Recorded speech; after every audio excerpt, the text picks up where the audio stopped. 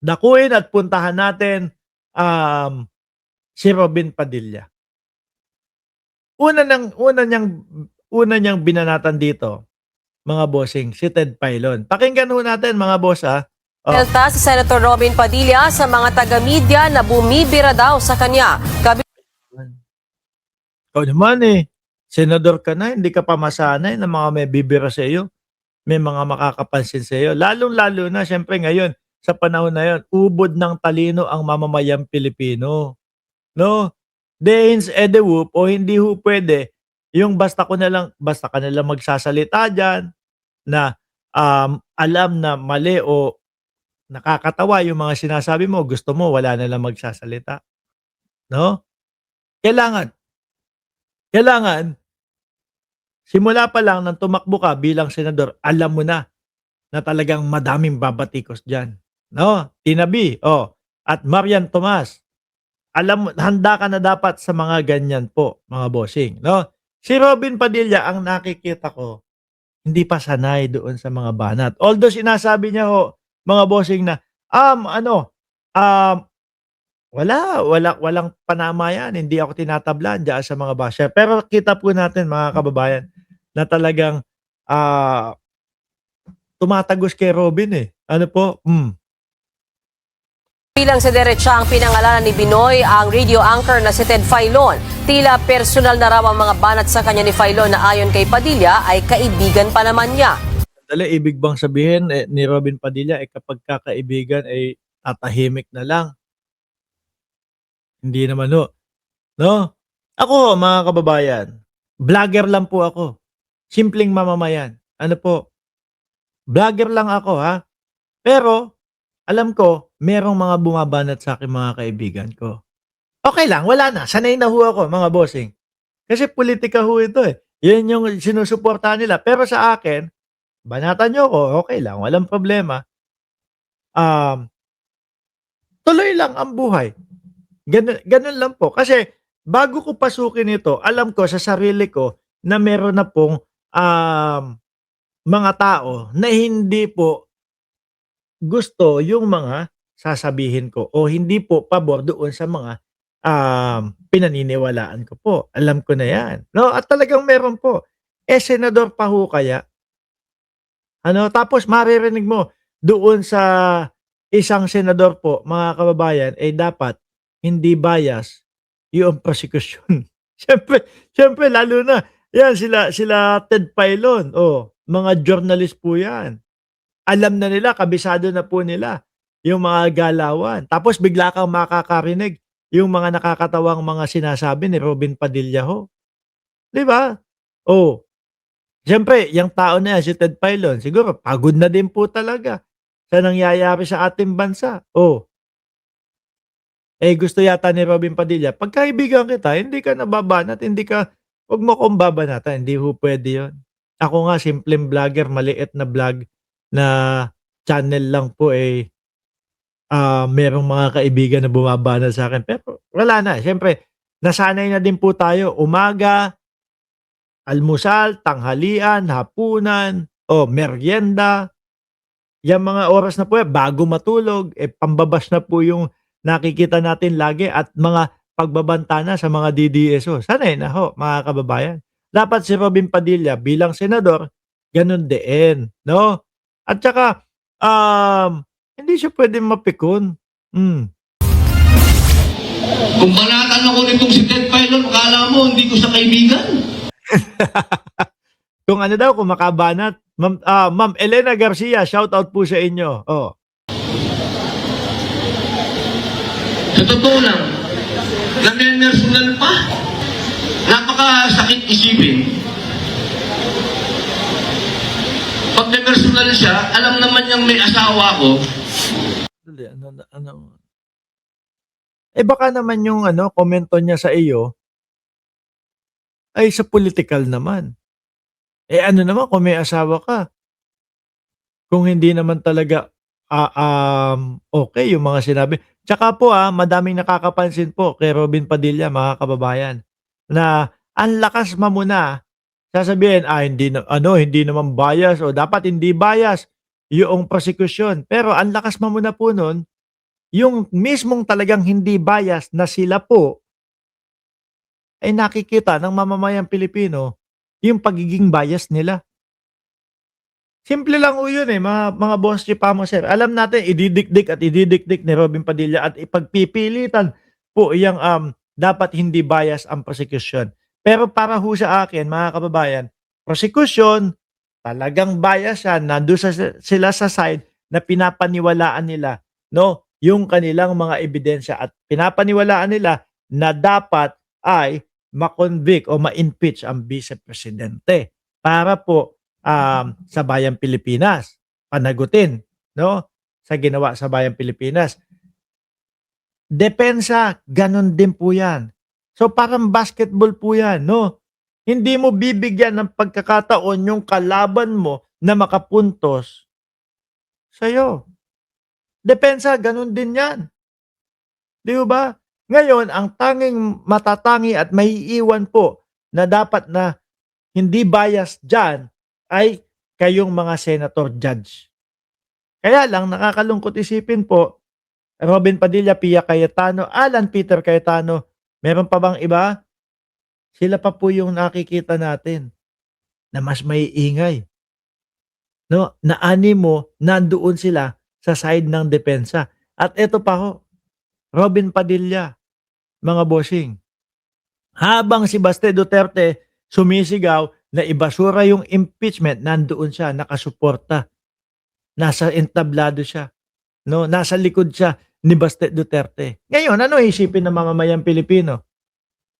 Si Robin Padilla, pakikinggan yan yung ebidensya. Aalamin niya lahat ang katotohanan dyan bago magbigay ng kanyang magbigay ng kanyang boto. Tingin niyo po, ganun ang gagawin? Sa nakikita natin na kung saan siyang panig na? Hindi. Simulat sa pool pa nga po mga bossing. Amy Marcos, Robin Padilla, yan yung mga madalas po na magsabi na ibabasura yung impeachment. Kaya ho ako, nagtataka ho ako sa atin, sa bayan natin, mga bossing. Halatang halata na yung pagiging bias nila. Hindi pa rin ho nag-i-inhibit. Sa ibang bansa ho, mga bossing, nako, ay, dahil meron akong mga sasabihin nung mga kurado, o dahil meron akong nabanggit, mga nasabi na ganito, na may pagkaside doon sa kabila, mag-i-inhibit ako. Dito sa atin, no, mga kababayan, hindi. Gumagana. Yung impeachment, makikita mo sa entablado kasama ni Baste Duterte, si Robin Padilla. Alam mo na kung ano yung magiging boto. Di ba? Alam mo na kung ano ang dahilan kung bakit hindi boboto ng i-impeach ang Vice Presidente. Dahil mga kaibigan, dapat nga ho, medyo umiiwas po muna sila Di ba? Forever, Bet de Jesus. Dapat umiiwas muna sila no? Ay, makikita ako ng publiko, makikita ako ng mga Pilipino, nakasama ko itong mga ito, side ng side ng defense itong mga ito. Kapatid ni Baste Duterte yung ini-impeach namin at kami ang hurado, kami ang judge. Hindi ho Parang, totoo, yung sinasabi niyo, pakapala na lang ng muka. Ano po? Di ba kayo dyan sa comment section, ano ang mararamdaman ninyo kapag ang makita nyo? Ito example na lang po, kunyari ako, inihablan nyo po ako. Wag naman. Kunyari ako, inihablan nyo po ako. Tapos kayo nandyan. Tapos nung ihablan nyo po ako, yung judge makita nyo, kasama ng misis ko, kasama ng kapatid ko, kasama ng side ng pamilya ko. Ano ang mararamdaman ninyo? Malamang ramdam nyo, patay, yari ako. Talo na ako dito kay Mark Ramos. Di ba? Pero sa kanila, syempre, mga Pilipino, siguro iniisip na, mga Pilipino, bob naman Hindi nila mahalata yun. At tuloy, uy, sabi ni Brian Paul Anotado, ingay mo. Naku sir, sandali lang. Mali ka yata na napasukan. Vlog ito na Nagising yata natin yung natutulog. Si Brian Paul anotado. Tarantado ka yata minuminuto, eh. Vlog ito, eh, na kinakailangan kong mag-explain, eh. Pumasok ka, tapos ngayon magrereklamo ka, anak ng putragis naman talaga itong mga DDS na ito. Ano gusto mo? O sige ganito,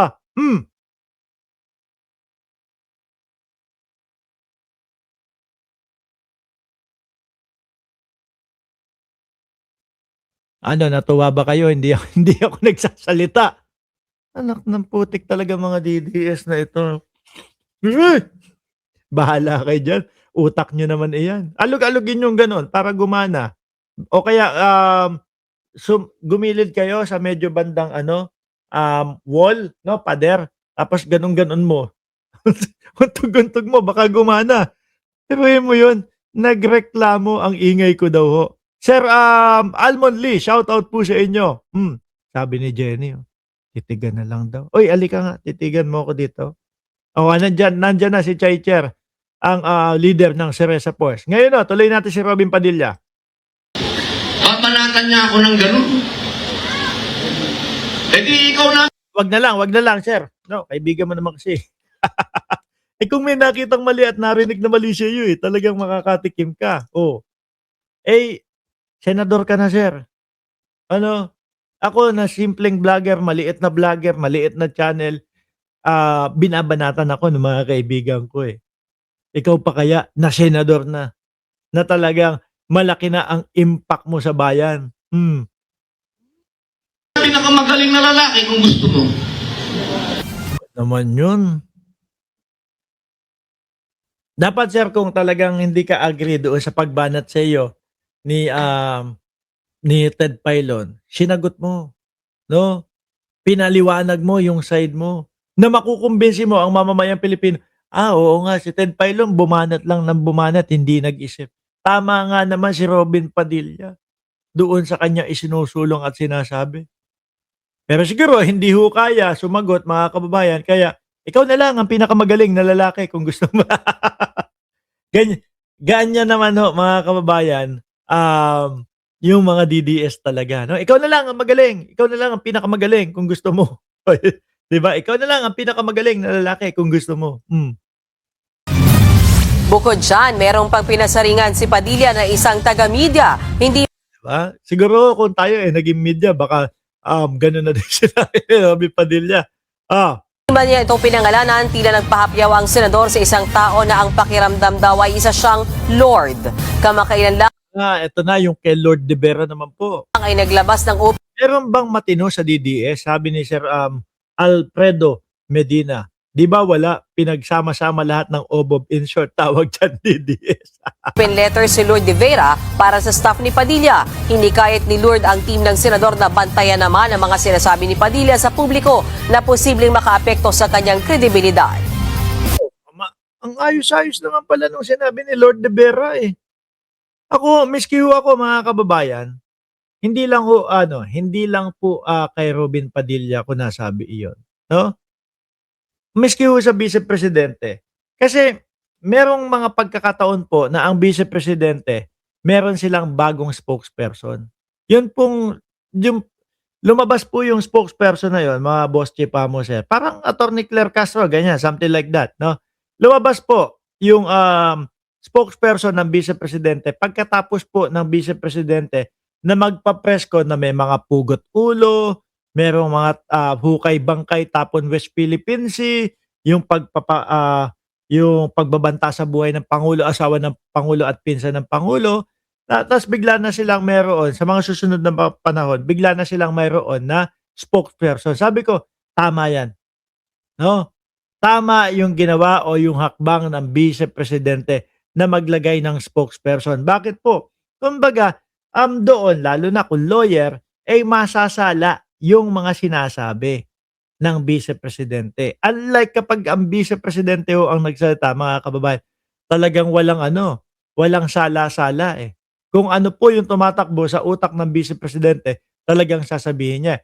At diyan na nga din po, nag-ugat mga bossing chief mo sir, yung findings ng, NBI na talagang trip na tiyuguhin ang ating presidente kasi hindi lang po isang pagkakataon, eh. Kumbaga hindi puwedeng sabihin na nanggigil lang ako kaya ano, paulit-ulit po mga kababayan. Ilang beses na press conference ng Vice Presidente, puro pagkatay sa Pangulo ang naririnig ho natin, mga bossing, 'di ba? Kaya sabi ko, nung naglagay ng spokesperson, ayan na, para ito ay mahadlangan na yung mga gano'ng pagsasalita. Pero di kalaunan po nawala na din ho. Di ko alam kung ano ang dahilan, baka hindi kinaya ang Vice Presidente, 'no? Kaya wala din. Yung kay Robin Padilla, kayo na nandiyan nga naman talaga namang mga staff niya, 'no? Salain niyo yung mga sinasabi ni Robin. Biruin mo kami mga Pilipino, simpleng Pilipino, makakarinig kami, prosecution dapat hindi bias. Ano pa yung ibang nating mga naririnig po, mga bossing? Madami. Yung nagagalit si Robin Padilla doon basta madami po mga kababayan. Nakalimutan ko na yung iba. Kayong mga staff, salain ninyo, 'no? I-educate nyo si Robin Padilla para hindi kung ano-ano yung sinasabi diyaan. Biruin mo Marcoleta, sabi ni Marcoleta, "Sir, alam niyo po ba yung ganito, ganyan?" "Alam ko po yan, sir. Nasa Quran po yan." 'No? Ano po yun, nasa Quran. Pagka hindi mo alam, itanong mo sa iba o hayaan mo yung iba ang sumagot. Anak ng putik naman. Sabi ni Ma'am Beth De Jesus, dapat ginawang spokesperson ni Sayad, si Boy Silly, pareho silang ob-ob. Sabi ni Erlinda Alsola, yung tatay, kriminal, pati mga anak, kriminal.